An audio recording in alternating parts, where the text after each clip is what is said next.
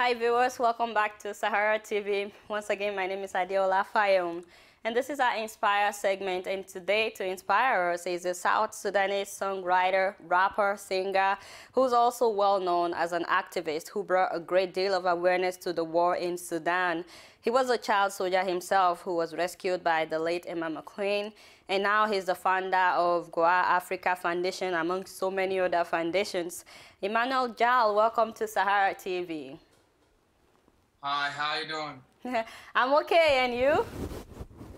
I'm good, I can't complain. Okay, so for some of our viewers who may not be familiar with Emmanuel Jal and what he's been doing for the past several years, raising awareness and helping to build schools and foundations, I just want him to start by telling us what life was like before in Sudan, before Emmanuel Jal, and to do this, I want him to recite a short poem, part of it, okay, Emmanuel? His poem that is known as Forced to Sing. Yeah. My dreams are like torment, my every moment. Voices in my brain of friends that were slain. Friends like Loal who died by my side of starvation. In the barren jungle and the desert plain. Next was I, but Jesus heard my cry as I was tempted to eat the rotten flesh of my comrade. He gave me comfort. We used to raid villages, stealing chickens, goats, and sheep, anything we could eat. I knew it was rude, but we needed food, and therefore I was forced to sin. Sin to make a living. Forced to sin to make a living. Sometimes you gotta lose to win. Never give up, never give in. That is a short piece of it. Wow, Emmanuel, thank you so much. But just give us a little background about what that was about. You were actually on a journey with about 400 other young soldiers as well, right? Yeah, so that poem is, I haven't done it in the whole full, I just gave the first part of it. It's actually dedicated to a friend of mine called Loal, who died, and I was tempted to eat him. So we ran out of food, and I told him, I'm gonna eat you tomorrow. And so it's one of the lowest point I've ever been, apart from seeing people dying and apart from being in the battlefield. But now I was in a situation where somebody died and I'm going to eat somebody. So that's why I find it like one of the deepest poems that also inspire me as a person. I see. And this is what was happening at the time in Sudan during the genocide, during the war. And right now you're using all this, your pain, to bring awareness to everything that happened. Can you tell us a little bit about that, your journey so far, you know, going from place to place, talking about your story? Well, what I do is I share my experiences, my story for social, emotional learning, just to raise emotional intelligence. But at the same time is to write down history for young people who are born away from the country now, so that they don't forget what actually happened to their parents while they're in that area. See, the war reached the core of my family. All my aunties died in the war, all my uncles except two. My mom too was claimed by the war. And then when I was 7, my father gave me out to go to school in Ethiopia, then where I ended up becoming a child soldier. If you look at how the situation is in South Sudan is, if I try to remember my moments, my times during that time, 6, 7 years old burying their own dead. So somebody died, we make our own prayers. We ask questions, nobody's able to answer them. And almost every person in the refugee camp, or all of the children that I knew, they lost somebody very close to them, or if you hear their stories, they really, really traumatize.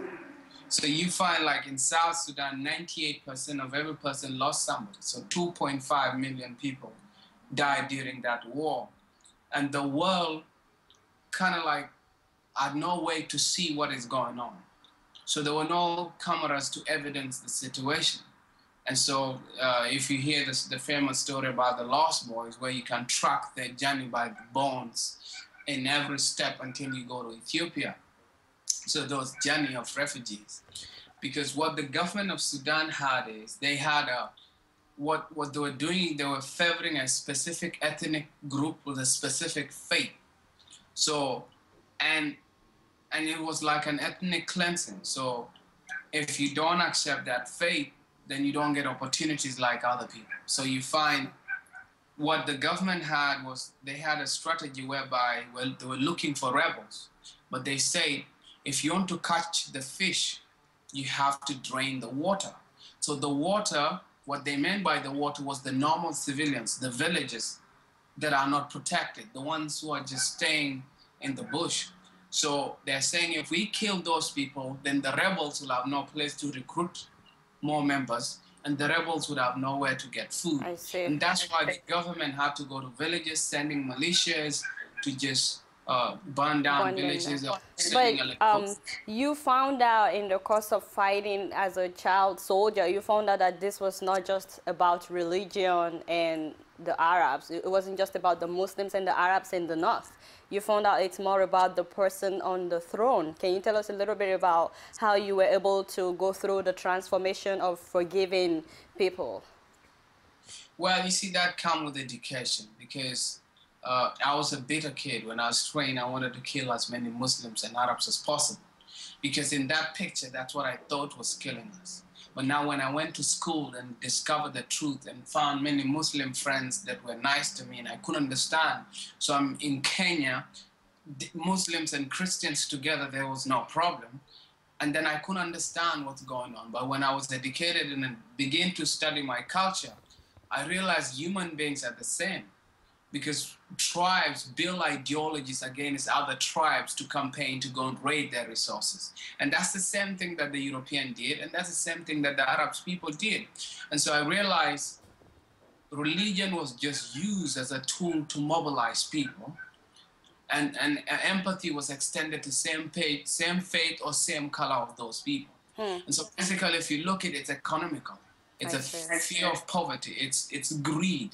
It's nothing to do with religion, because I was able to read the Bible. I was able to read the Quran, and I realized these books, whatever is being preached here, is all about love and coexistence and existence of a God that loves everybody, but it's not reflected. And so the transformation began when I was introduced to people like Nelson Mandela, like people like Martin Luther King. I was introduced to different people. I thought we were the only ones suffering in South Sudan. I never understood there was slavery in different parts of Africa. I used to see American musicians rap on TV, but I used to think they're Kenyans. So what education did, it expanded my mind that people suffered in India. There was wars in Europe. There was different things happening. Wow. And from there, learning the truth, it helped me to energize myself to be able to forgive. And to forgive. So you just spoke a little bit about the importance of education, and I see that you've been very passionate about this. Your foundation, you actually raised funds to build schools. Can you tell us a little bit about that? Because the way you raised your fund was unusual. Did you really go without breakfast and lunch for more than 600 days? Yes, you know, the thing is, I thought I was really famous enough that I would raise the money within 1 month. So you thought you would skip breakfast and lunch for just 1 month, and it ended up being 661 days. 662 days. The problem is I faced a lot of health issues after I finished the challenge. There was a time during the challenge my kidneys were gonna fail me. Wow. So I had to introduce nuts to have a lot of protein to build me, because I only eat one meal. Once I eat my meal in the evening, it's like my body's traumatized. So like for half an hour, I can't talk, I can't do anything. It's like the whole body. So, and I became so skinny. And you still did not give up. You kept going until you raised enough funds. Yeah, we raised money, and finally, you know, people were joining me. Some people were giving up coffee for 30 days. Some joined for 6 months. So it was about giving up something for a couple of days and giving me that money. So we're not applying for grants. And so I didn't give up, because I said it's something worth dying for. Because any country that does not invest in education is like a country going toward a dead end, you know. Education is like the light. It's like the torch that you have to walk in a dark place. It's like what we have now to see the future. And so what I saw, what will help my country in the long run is education. So how's the schools now? Have you built the schools, and tell us how the kids are doing? We have refurbished 2 schools that now are servicing like around 2,000 young people. Wow. But now I still want to build the dream school in honor of Emma McCune, the British aid worker. Yeah, I wanted you to talk a little bit about her as well, but before you talk about her, do you realize, Emmanuel, that you were not the only kid that was saved as a child soldier? What makes you different that you're willing to go this extra mile, you're willing to starve yourself for more than 600 days just to give back, just to help the kids back in South Sudan? Why? What's the driving force in your life? What keeps you going? Well, I saw how people were suffering, and I lived it, and I know how the situation is, and I didn't want to get lost. And as I grew big and big, and if my grandmother is going, Hello? pride. Okay. Hello? Yeah, I'm hearing you now. So I'm saying, what is my pride as a young man if I can see in my village people are still walking naked, people are still starving, kids are not in, kids are dying of simple diseases. What is my pride if I can't do anything now? So even if I make millions of dollars, it doesn't make sense. So I rather try to do something. I know the biggest person or the biggest institution that has a muscle that can move things is the government. But I decided I'd rather do something, you know, as a good citizen or someone to just try to make a small thing than just sit down and turning a blind eye. Wow. So I wanted to do something now, because if you see with the charities that we found, we had some ex-child soldiers now who are in schools, some have even gotten their degrees. Wonderful. And now we have a lot of young people now in high school. So now I'm thinking about building the school. There's also something called, when you survive, you ask yourself, why? Why was I chosen? Why not many other people? Why did she pick me? She would have picked somebody else. And so because I knew the situation, I knew what was going on back home, I didn't want to just turn a blind eye and just hide.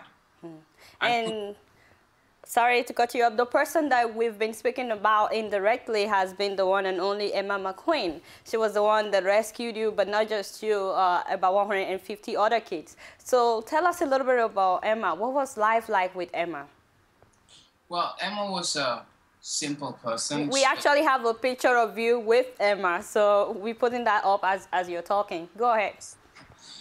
Emma was just a normal young lady who went there. She used to work for street kids. But when she went to South Sudan and saw the situation, she said, like, the only way this country is going to move forward is if education is here. If the kids are given opportunities and if women are given an opportunity to help the country move forward. Because aid was coming. So, you know, it's just people getting fed aid. The schools, there are no schools. So it's like you're building a bigger institution to cripple the nation more. We're being killed in the war. Now you come to a survival area, you're just being fed, but mentally you're not strengthened so that you can be able to fend for yourself. And so those are the things she challenged, and she saw child soldiers. And then she ended up marrying one of the commanders at the time, and that gave an opportunity also to actually deal with child soldiers.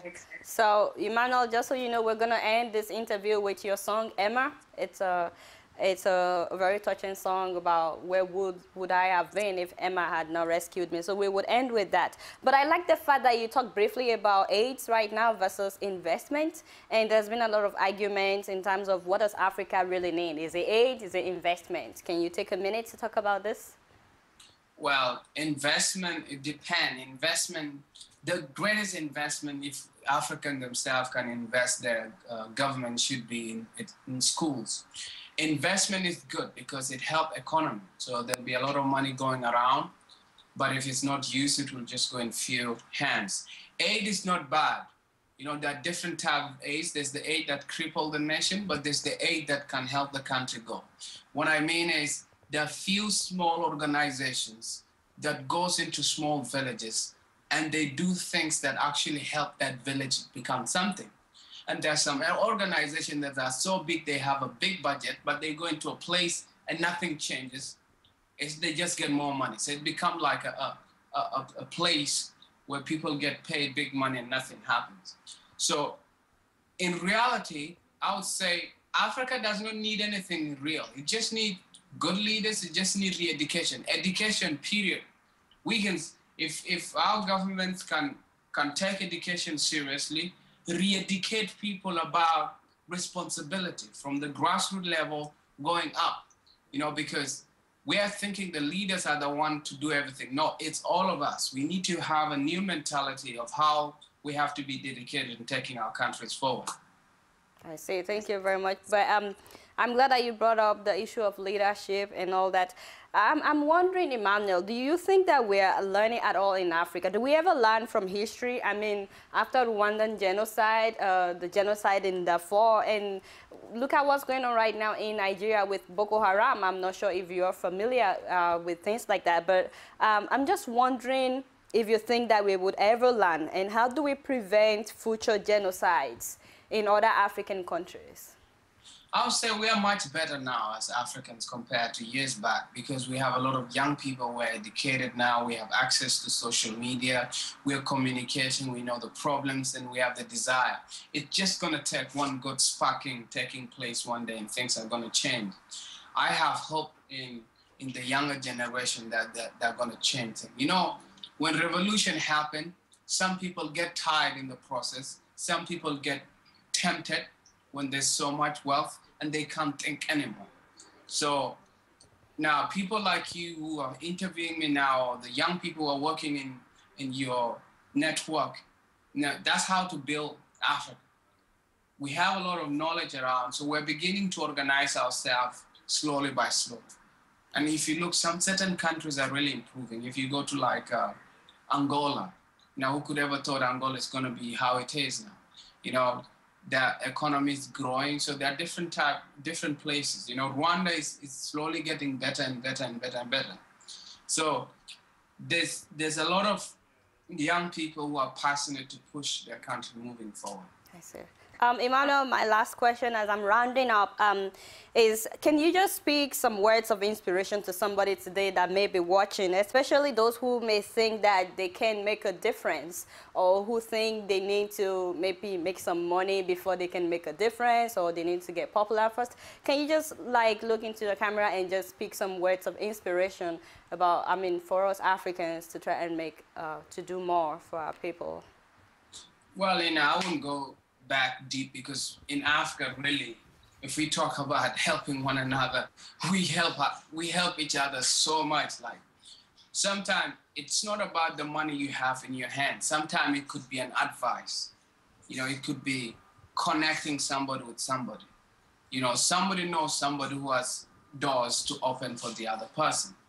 You may have skills somewhere. If you have a degree in something and you're at home looking for a job, and if you can't find a job, look for somewhere where you can volunteer, so that skill does not die. And in the process, you may find an opportunity. But what I can say is, nobody is born in this world for no reason. Everybody's born here and they have a purpose. Once you don't know your purpose, then you get lost in the wave. That's when, if you have so much money and you don't know, you have no purpose completely, you just drink your head out. There's nothing good you're going to be doing.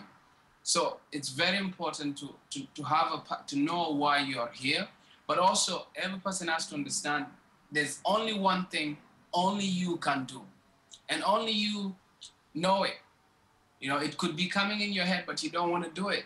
Or you may be lazy, or maybe you lack motivation. But what I could say, look out for people who can feed your soul and inspire.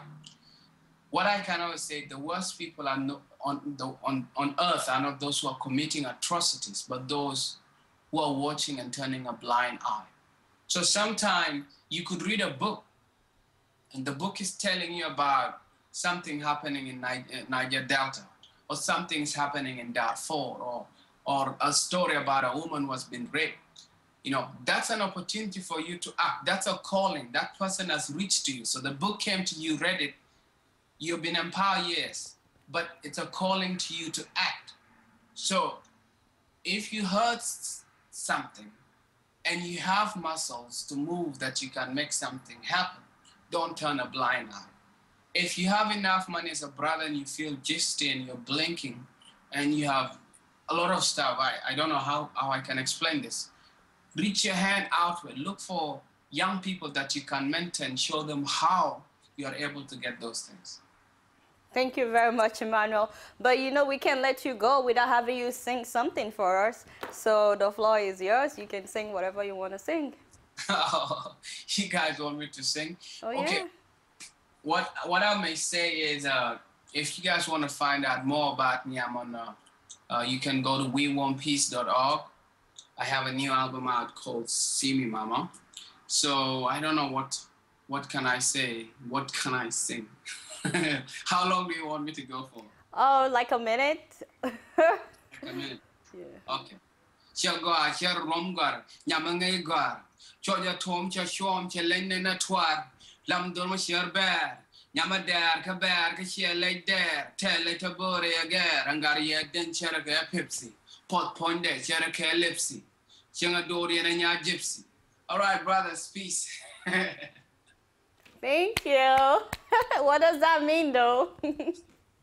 It's just like a song about like how I dated a girl. That's it. How you dated a girl? Yeah, just went out. That's what you sang about. After all that we talked about Emmanuel, we talked about activism, and you sang about how you dated a girl. Yeah, this year I want to balance everything. So I don't Okay. so much politics. You have that song. Everything of mine this year is I want to just be slightly normal. It's okay, Emmanuel. You can sing about whatever you want, but thanks for telling us what that was about. And thank you for coming on Sahara TV. Yeah, so what you have to understand, I'm an artist. I use my music as a platform to support the causes I believe in. So I am not an activist musician. I see. Thanks for pointing that out. All right. Thank you. All right, thank you for coming up one more time. Okay. Bye. All right, viewers, that has been Emmanuel Jal, a South Sudanese singer, and I'm sure that you've been inspired by his story today. Whatever the situation may be with you as well, there's always something that you can do to make impact in other people's lives. Stay tuned. We still have our regulars coming up, Dr. Damages, as well as Keeping It Real with Adiola. We'll be right back.